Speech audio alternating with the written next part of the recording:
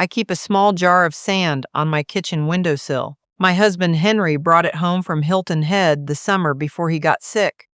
Just scooped it up with his bare hand, wrapped it in a paper towel, and tucked it into his shirt pocket like it was something precious. And I suppose it was. He was like that. He found the sacred in the ordinary. I still think about that jar when I'm washing dishes in the morning. The light comes through at a certain angle in October, and it turns the sand almost gold. That's usually when I make my coffee, stand at the window, and try to remember who I was before everything changed. This is that story. The call came on a Wednesday. Not a dramatic Wednesday, not stormy, not cold. Just an ordinary Wednesday in late September, the kind where the air finally starts to remember it's supposed to be fall. I had just come back from my neighbor Dottie's house. We'd been playing cards for 2 hours, and I'd lost $3.40 and laughed harder than I had in months. I was still smiling when I picked up the phone. It was my daughter. She didn't say hello the way she used to when she was small, loud and a little breathless, like she'd been running to get to me. She said my name first, not Mom. My name, the way you talk to someone you're about to deliver news to. I wanted to talk to you about Thanksgiving, she said. I sat down at the kitchen table. Now you have to understand something about Thanksgiving in this family. For 26 years, since Henry and I bought the house in Beaufort, South Carolina, Thanksgiving had been mine. Every single one. Turkey in the oven by 6 in the morning. The good tablecloth, the one with the tiny cornucopias embroidered along the hem that Henry's mother made before she passed. The smell of sage and butter filling every room until even the upstairs hallway felt warm. My daughter and her husband drove down every year. My son and his family came from Charlotte. The grandchildren ran through the yard and argued over the wishbone and fell asleep on the couch before dessert was even cleared. That house was the center of something. Henry and I had bought it in 1996 with money we'd saved for 9 years. Not inherited money, not a gift. We saved it. Henry worked maintenance at the county school district. I was an administrative assistant at a medical office for 31 years. We ate at home. We drove used cars. We said no to vacations we couldn't afford, and yes to the ones we could. Mostly long weekends, state parks, coolers packed from home. And then one afternoon in the spring of 1995, Henry drove us down to Beaufort on a whim, and we walked through a neighborhood of old houses near the water. And he stopped in front of a white clapboard house with black shutters and a porch that wrapped all the way around the front and said quietly, almost to himself, "That's it."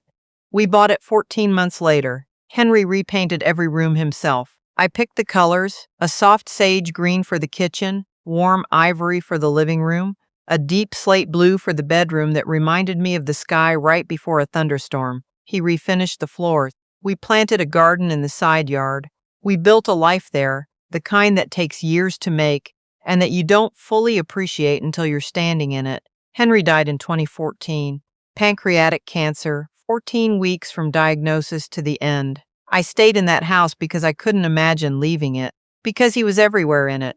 In the bookshelves he'd built into the living room wall, in the creak of the second porch step he never got around to fixing, in the jar of sand on the kitchen windowsill.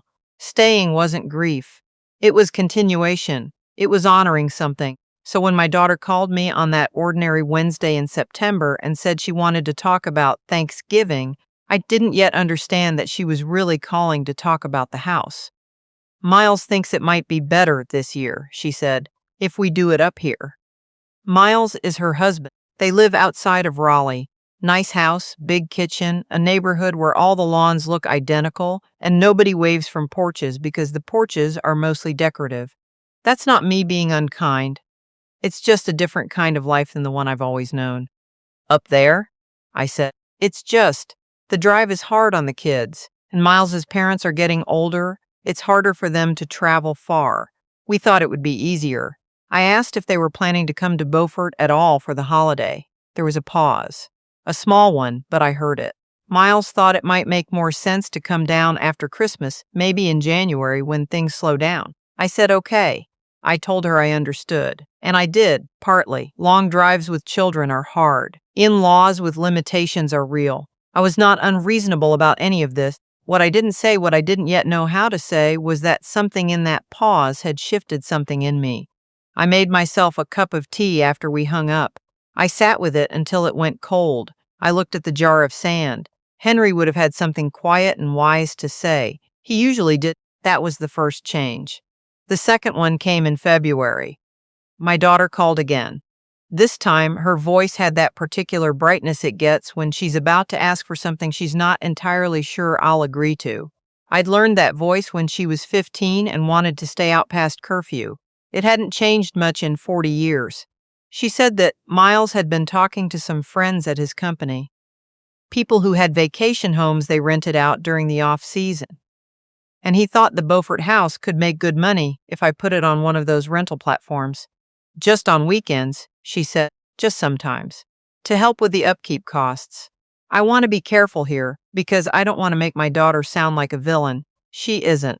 She has a good heart, and I know that. But she has also been married for 12 years to a man who sees everything, every house, every piece of land, every resource, as something to be optimized. Miles is not a bad person. He's just a person who has spent his whole adult life in finance, and somewhere along the way, he started applying that same lens to everything, including, apparently, my house. You wouldn't have to do anything, she said. Miles knows a property management company. They handle everything. You'd just get the checks. I told her I'd think about it. What I thought about mostly was how quickly the house had become part of a conversation I hadn't started.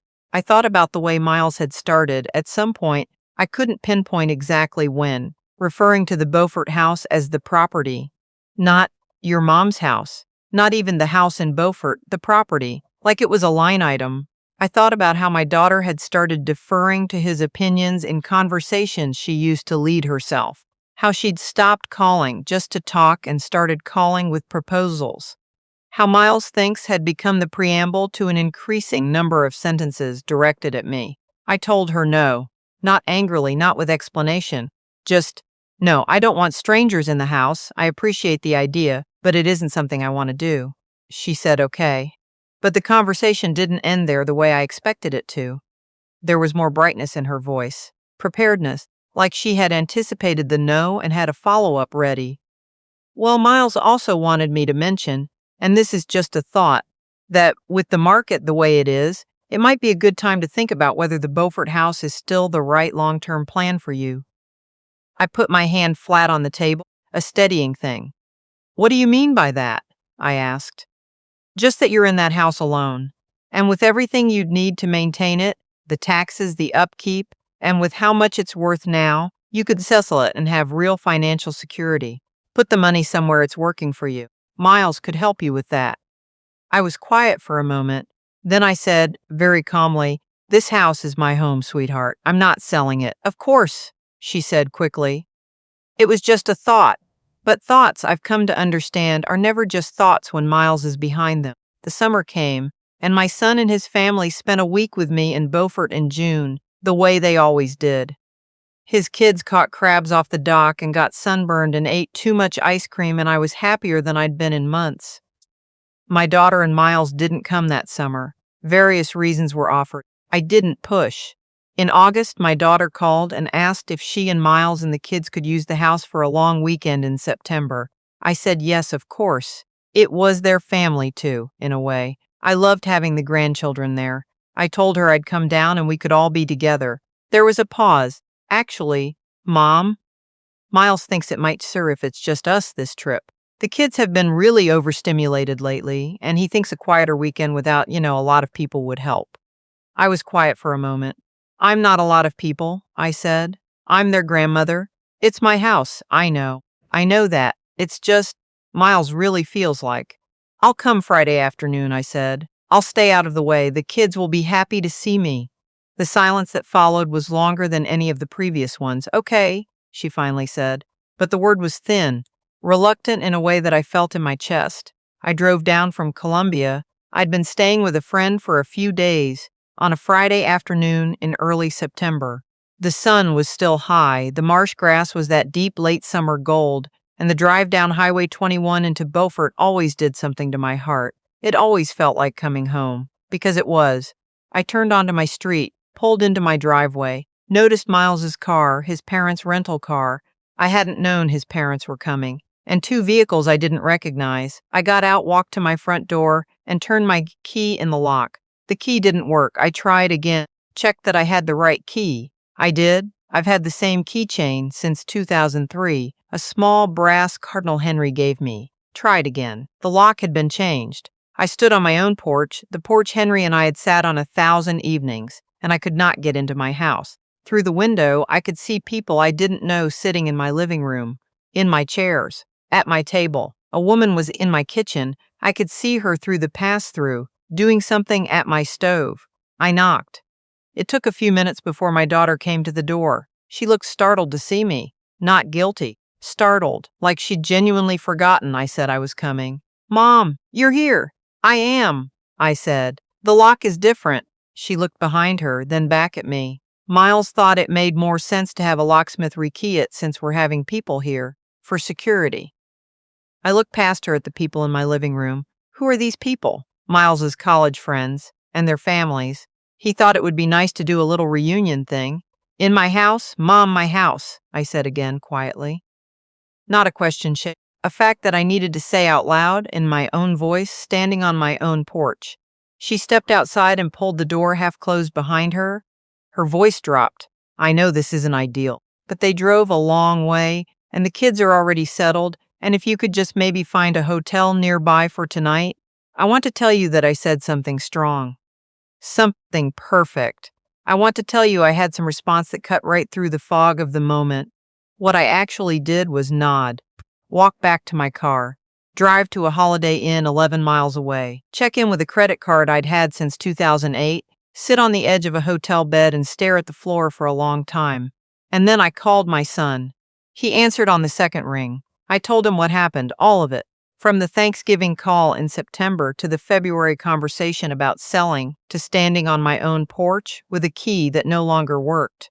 He was quiet through most of it. He has his father's quality that way. He listens before he speaks. When I was done, he said, "Mom, call an attorney in the morning. Tonight, call a locksmith and go back to your house."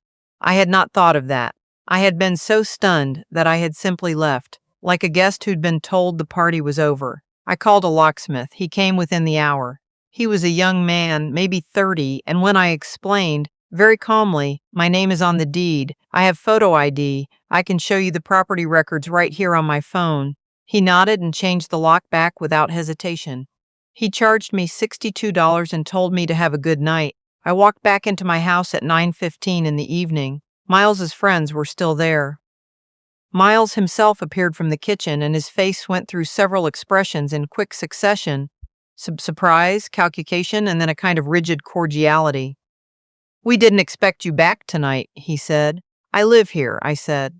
His parents were nice people, actually, older than me by a few years, visibly uncomfortable with the situation. His mother, who I'd met twice at the children's birthday parties, touched my arm when Miles stepped away and said, very quietly, "I'm sorry. We didn't know the full picture." I believe her. I don't think she did. My daughter came and found me in the kitchen an hour later. She was crying. I have been her mother for 42 years, and I know all her cries. The hurt cry, the frustrated cry, the one that comes when she knows she's done something she can't quite walk back. This was the last one. She said she was sorry. She said Miles had taken things further than they'd discussed. She said she never wanted me to feel unwelcome in my own home. I held her for a moment. She is still my daughter. That has never changed and will never change. But I also sat with something that had clarified itself in that hotel room, a truth I had been carrying for months without fully naming. This would not stop, not because my daughter was a bad person, but because her husband had a vision for this house, for what it could be, for what it was worth, for who it belonged to, and that vision did not include me having the final say. Every conversation we'd had over the past year had been, in its own way, a step toward the same destination, and if I stayed, the steps would keep coming. Different shapes, different justifications, but always moving in the same direction. Henry used to say, "You can't negotiate with a current. You swim out of it, or it takes you where it wants to go." I called an attorney the following Monday. Her name is not important, but she was precise and careful and did not waste my time. She confirmed what I already knew. The house was mine, in my name alone, purchased jointly with my husband and transferred fully to me at his death in 2014. No one had any claim to it. No one had the right to change the locks, invite strangers onto the property, or make decisions about its use without my consent. She also said something I hadn't considered, that if I wanted to, I could absolutely pursue action for the lock situation. Trespassing is trespassing, even when it's done by people you love. I thanked her. I told her I needed to think. I spent 2 weeks thinking. I walked through every room in that house the way you do when you're saying goodbye. Slowly, noticing things you stop seeing when you live with them every day. The grain of the refinished floors. The small chip in the kitchen doorframe from the time my son ran into it at age 7 with a baseball bat. The sage green walls I'd painted with Henry on a cold November Saturday, both of us in old clothes, radio on, arguing gently about whether to do a second coat. I thought about what the house had been, and what it had become, and what it would be if I stayed. And then I called a real estate agent, not because I was giving up, because I was choosing.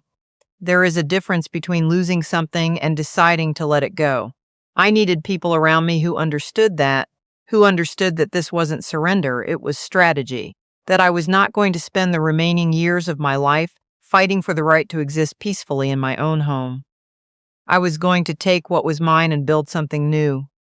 The house went on the market in October. It's sold in 11 days, $14,000 above asking price. The buyers were a couple from Ohio, mid-40s, who had driven through Beaufort on vacation years ago and never forgotten it. She cried a little when we signed. I liked that. It felt like the right hands. I did not tell my daughter I was selling until the contract was signed. That was a deliberate choice, not cruelty. I want to be clear about that. But I knew with certainty that if I had told her before, there would have been conversations. Miles would have had opinions. There would have been suggestions about listing price, about timing, about what to do with the proceeds. There would have been that voice, the optimized voice, inserting itself into the last decision I was going to make about that house. So I waited, and when I called her, the contract was already signed and the closing was in 3 weeks. She was quiet for a long time. "Mom," she finally said, "why didn't you tell me?" "Because it was my decision to make," I said. "And I made it." "Miles is going to," she started and then stopped herself. "I know," I said gently, "but this was never about Miles," she cried. Not the walk-back cry this time, a real one, tangled up with guilt and loss and something I recognized as grief, because that house held her too. She'd grown up spending summers there. She'd learned to ride a bike in that driveway. She had memories in those walls the same as I did. I let her cry. I didn't try to fix it.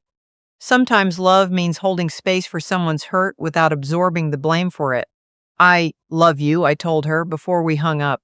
"That is not something you ever have to wonder about. But I also will not spend my life asking permission to live in it." I used some of the money to buy a small condo in Savannah. Ground floor, 2 bedrooms, a patio with enough room for a container garden. It's 9 minutes from my friend Dottie, who moved there 2 years ago. There's a group of us now, 5 women, all retired, all somewhere in our 60s and 70s, who get together on Thursday evenings to cook and play cards and argue about books and talk about the people we used to be and the people we still are. Last Thursday, we made a big pot of shrimp and grits and sat outside until almost 10 o'clock. Because the October air in Savannah in the evening is the kind you want to stay inside of. My daughter calls more often now. We don't always talk about easy things, but we talk. Her children came to visit me in Savannah in August, and we walked down to the river and got ice cream, and my granddaughter held my hand the whole way back, just because she wanted to. I kept the jar of sand. It sits on the windowsill above my kitchen sink in the Savannah condo, and the light comes through it differently here. Earlier in the morning, a little bluer than gold. But it's still something. Henry brought that sand home in his shirt pocket because he thought it was worth keeping. He had good instincts about what deserved to be carried forward and what was okay to leave behind. I'm still learning that. But I think I'm getting there.